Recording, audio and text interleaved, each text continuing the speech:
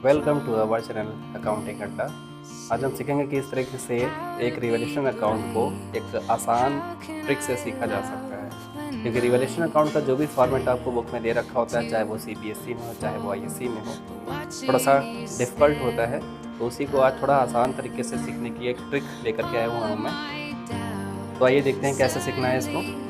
तो सबसे पहले आपको डेबिट साइड में ये मान के चलना है कि आपको केवल जो लॉसेस या फिर एक्सपेंसेस होते हैं केवल उनको शो करना है, और क्रेडिट साइड में केवल गेन या फिर जो भी आपकी रेवेन्यू और इनकम होती है केवल उनको शो करना है।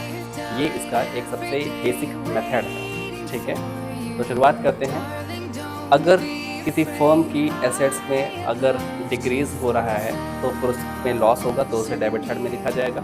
इसी तरीके से अगर किसी फर्म की लायबिलिटी में अगर इंक्रीमेंट हो रहा है तो भी उसे डेबिट साइड में लिखा जाएगा, और अगर कोई अनरिकॉर्डेड लायबिलिटी है तो भी उसे डेबिट साइड में लिखा जाएगा। जस्ट इसी के अपोजिट, अगर किसी एसेट की वैल्यू अगर इंक्रीज़ हो रही है तो उसे क्रेडिट में लिखा जाएगा।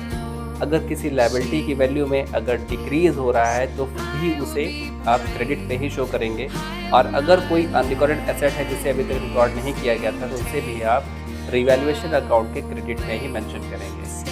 अब आप बोथ साइड का टोटल करेंगे, और अगर क्रेडिट साइड डेबिट साइड से ग्रेटर है तो आपका प्रॉफिट होगा, उसे ओल्ड पार्टनर्स में ओल्ड रेशियो में डिस्ट्रीब्यूट किया जाएगा। और अगर डेबिट साइड क्रेडिट साइड से ज़्यादा है तो फिर लॉस होगा, और उसे भी आप ओल्ड पार्टनर्स पे ओल्ड रेशियो में डिस्ट्रीब्यूट करें।